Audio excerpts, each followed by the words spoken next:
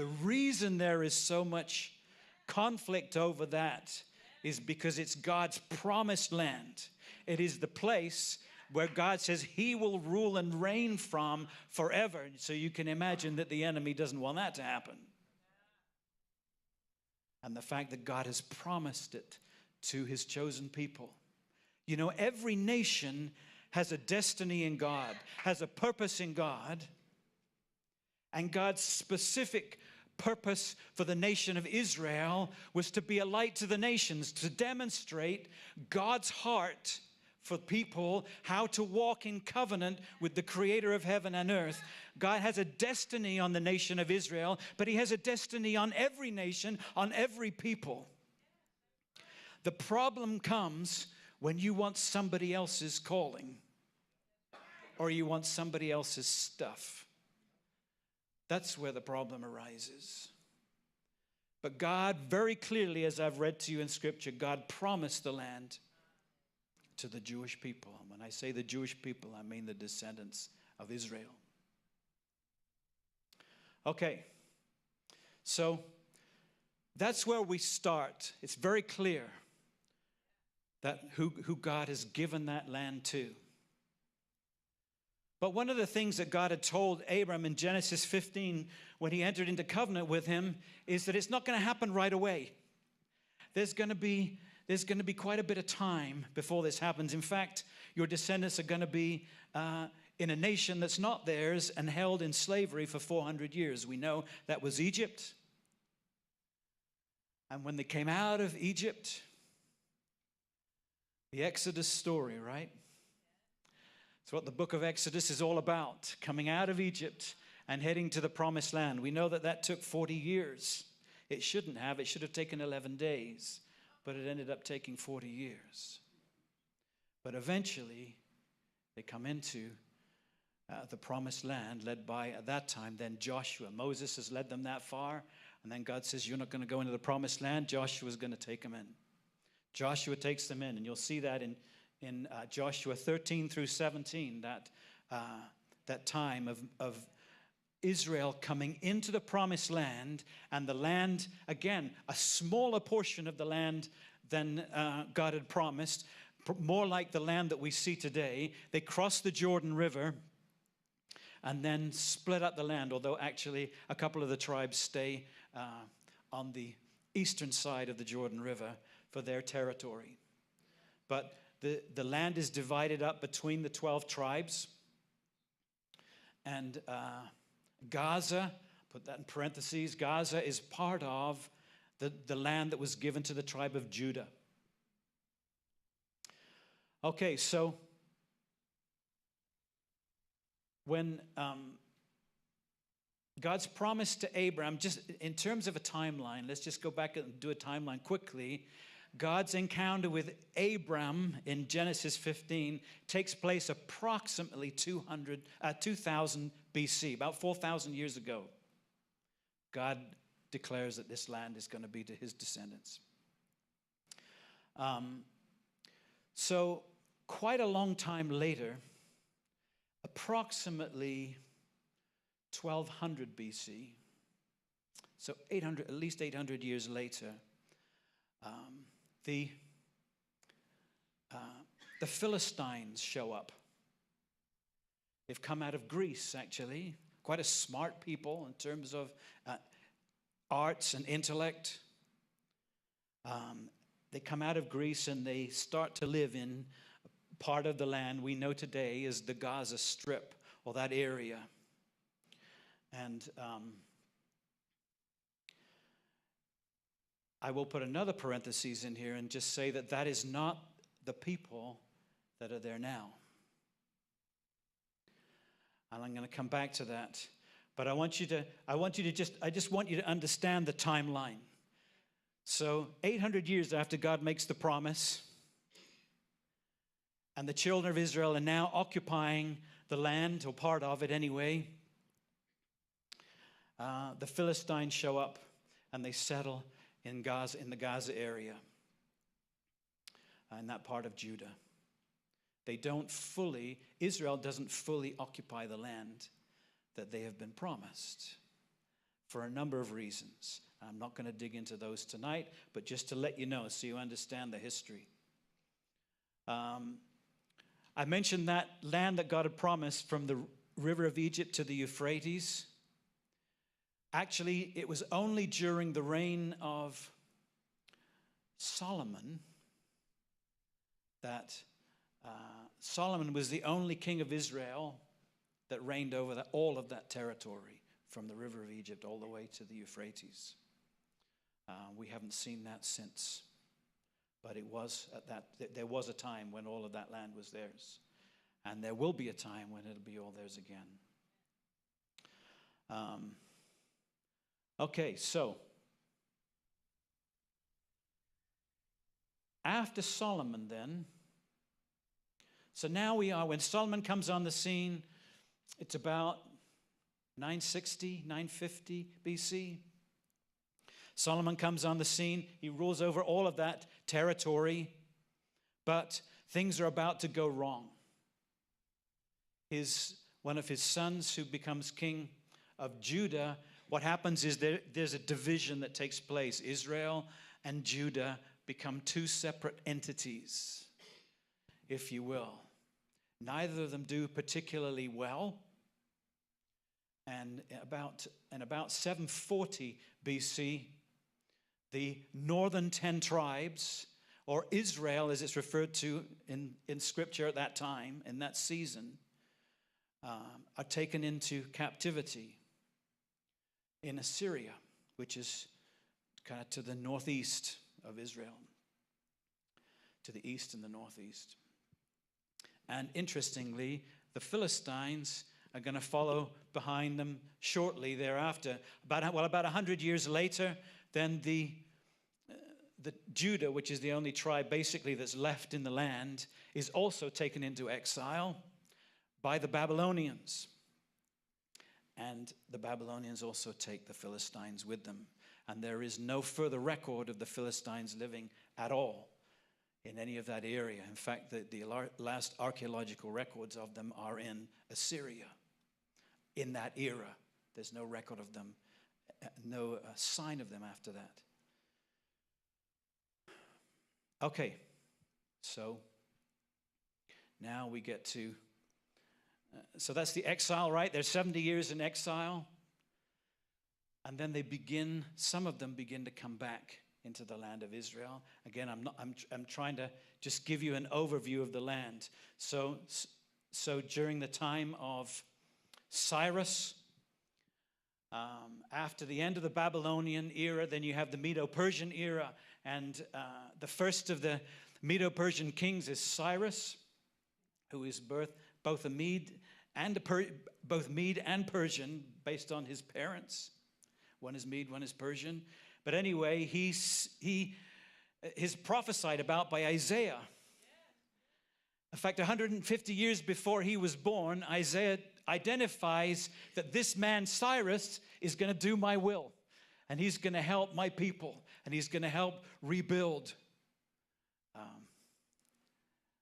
Jerusalem. And, particularly the temple. And so that happens. And about 50,000 Jews come out of that region. Out of the plains of Shinar, they come back from Babylon into the promised land, and they begin the process of restoring the city of Jerusalem and rebuilding the temple.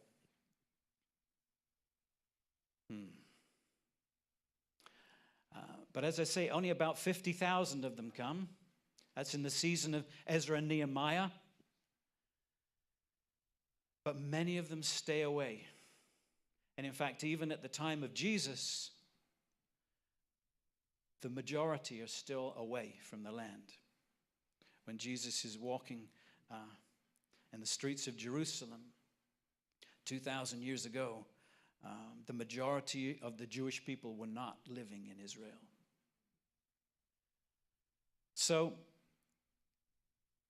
nonetheless, God's promise is eternal. Let's keep going. So we get to the Roman era, okay? The crucifixion and resurrection, 32 AD. And then 70 AD, 38 years later, Jerusalem is destroyed by the Romans. And at that time, I believe about 3,000 Jews are crucified on the walls of Jerusalem. Many more are killed by the Romans. Others were taken into slavery, and the rest were expelled from the land.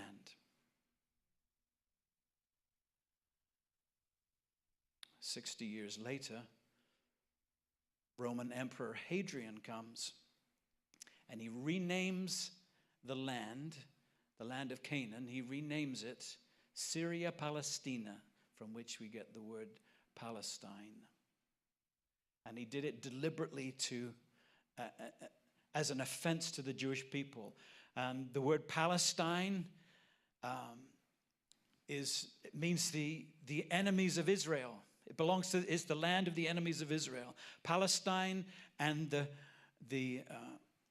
so the Palestinian and Philistine are the same word in Hebrew. It's not a different word. It's the same word, and I'm going to get to that where they adopted that term Palestinian in the modern history of Israel, and I'll get there in just a few minutes. But it was named Palestine specifically, actually in the response, if you're interested in the history, it was following the Bar Kokhba revolt, which was another attempted revolt to drive out the Romans. It did not work. And the land was called Syria Palestina, or Palestine. After the Romans left, several hundred years later, most of the land of Israel was abandoned. There were very few people actually living anywhere in certainly the area that we call today Israel. Mark Twain happened to be there, traveled through the land. In 1867, he traveled to Jerusalem. And he wrote this. I want to read this quote from him. "A desolate country whose soil is rich enough but is given over wholly to weeds, a silent, mournful expanse, a desolation is here that not even imagination can grace with the pomp of life and action. We never saw a human being on the whole route. There was hardly a tree or shrub anywhere. Even the olive and the cactus, those fast friends of the worthless soil, had almost deserted the country." That was in 1867. There were just a few Jews in Israel in 1867. What they call the first wave of Aliyah. Aliyah means to go up, but it is a reference specifically to the Jews returning to the land of Israel to remake it their home. The first wave of Aliyah came out of Russia in 1861. He didn't bump into any of those folks, apparently. And those folks had a very hard time because the coastline of the Mediterranean that Israel is on and the coastline of the Sea of Galilee were malaria swamps. And many of the Jews that tried to live there died doing so. Quite a lot came and left because they couldn't take it. It was too hard to be there. But with time, they managed to irrigate the swamps, and because there is fertile ground, but it needed to be irrigated, it needed to be farmed, it needed to be tended. And they began to develop communities in Israel. And because they had developed communities in Israel, the Arab population began to come in also in a symbiotic relationship to establish business and trade with the Jews that were there.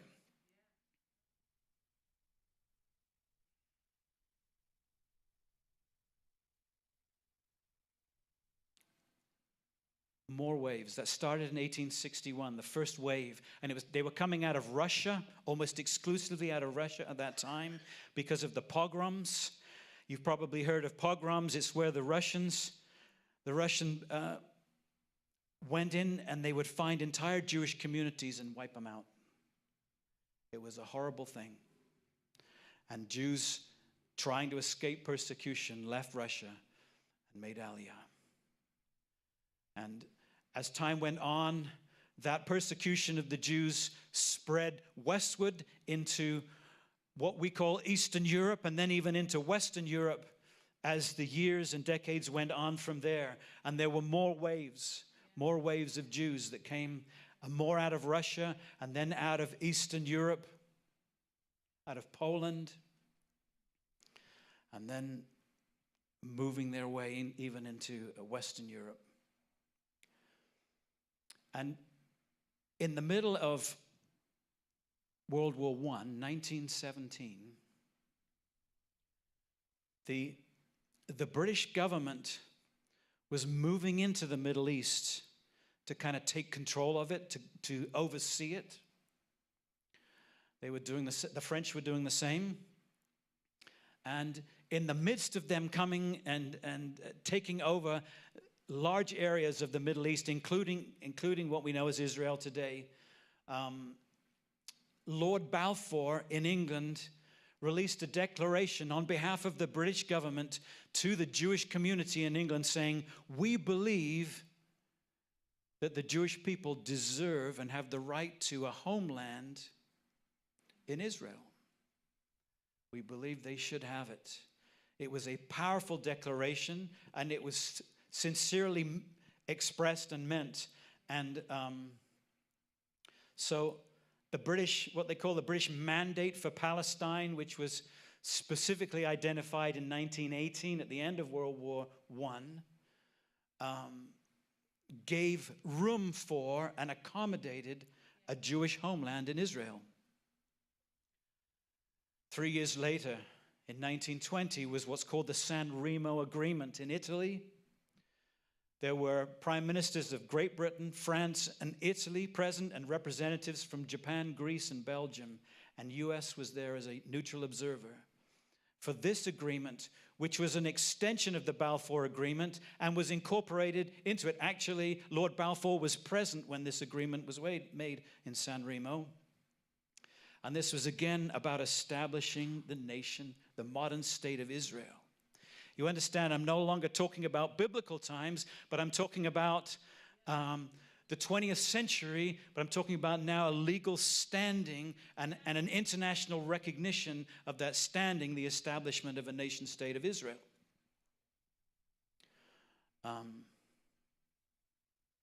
That British Mandate for Palestine lasted then from 1918, the end of World War I, until 1948.